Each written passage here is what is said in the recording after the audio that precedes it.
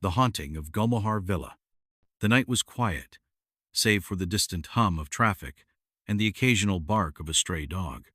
Suresh, a young man full of energy and ambition, had just started his new job as a pizza delivery boy at Pizza Palace.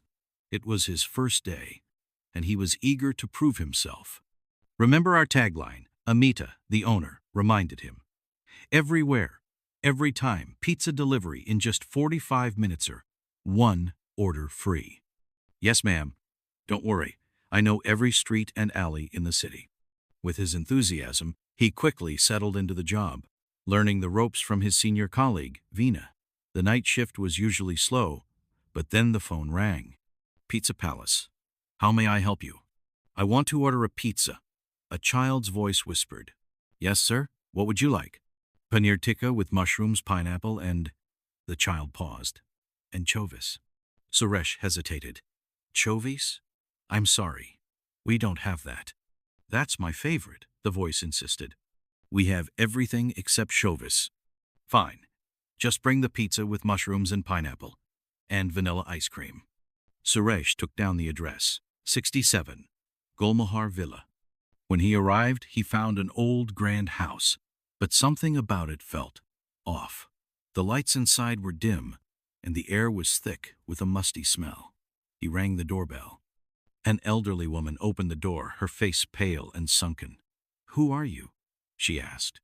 "Pizza delivery, ma'am. Someone from this house placed an order." "We didn't order anything. Go away." "But ma'am, I—" Before he could finish, the door slammed in his face. Confused, Suresh turned to leave, but then he heard a voice from behind. "Hey, mister, over here." A young boy stood at the gate, no older than 10, with messy hair and bright, eager eyes. "I ordered the pizza," he said. Suresh handed him the box. The boy pulled out a crumpled 1,000-rupee note and placed it in Suresh's hand. "Keep the change." "Thank you. What's your name?" "Aman." "Nice to meet you, Aman. Enjoy your pizza." Suresh rode back to the pizzeria, feeling a little proud of his first tip. But when he looked at the note, his blood ran cold. It wasn't money. It was just a piece of blank paper. A strange night. Suresh rushed to show the note to Amita. "This is impossible." "It was a real note when he handed it to me," he insisted. "You're telling me a child scammed you with ghost money?" Amita rolled her eyes. "Suresh, if this is some trick to steal pizza, it's coming out of your salary." Determined to prove himself, Suresh decided to return to Gulmohar Villa. When he arrived, the house looked different, abandoned, its windows broken, ivy creeping up the walls. He knocked, but no one answered. Then, from the shadows, Aman appeared. "You came back," the boy said, tilting his head. "Listen, kid, I need my money." Aman smiled. "Come inside." Something about his voice sent shivers down Suresh's spine. But before he could react, the door creaked open on its own.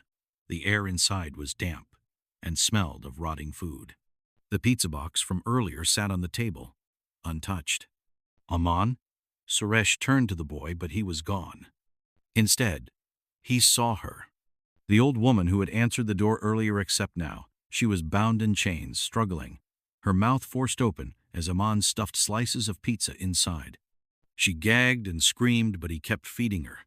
Suresh stumbled backward, his heart hammering. The woman's eyes met his, desperate, pleading for help. But before he could move, Aman turned to him, grinning. "Want some?" A sinister passed. Suresh ran. He didn't stop until he reached the pizzeria. He tried explaining everything to Amita, but she didn't believe him. "You're just making up ghost stories because you lost 800 rupees, she snapped.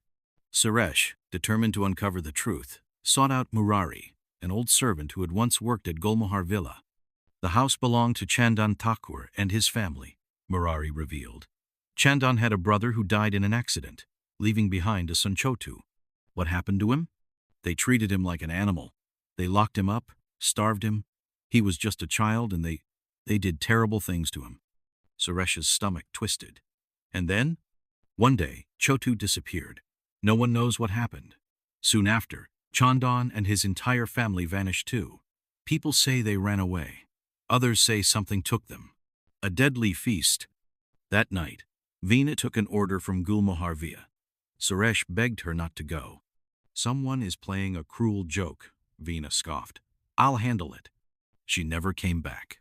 The next day, Suresh and Amita went to the house. Veena's scooter was parked outside, but there was no sign of her. The door was slightly open. Veena, Amita called. No response. They stepped inside. The stench of rotting food filled the air. The dining table was set with pizza after pizza, untouched, moldy, decaying. And then they saw her. Veena sat at the table, pale as a ghost, her hands trembling. In front of her was a single slice of pizza. Eat, Aman whispered behind them. Veena's hands moved on their own. She picked up the slice and put it in her mouth, tears streaming down her face. Suresh grabbed Amita's hand. Run! But the door slammed shut. Aman giggled. Stay and eat with me. The chains rattled.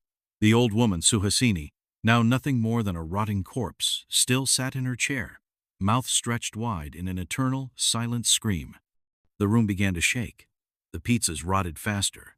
Black mold spreading across the walls. A shadow loomed behind Aman, a monstrous figure with hollow eyes, its mouth dripping with blood and melted cheese. Chotu, you didn't save me, he whispered. Now you'll never leave. The lights flickered. The chains snapped. The room filled with screams. And then, silence. Everywhere. Every time. Days later, a new delivery boy joined Pizza Palace. Remember our tagline, Amita reminded him.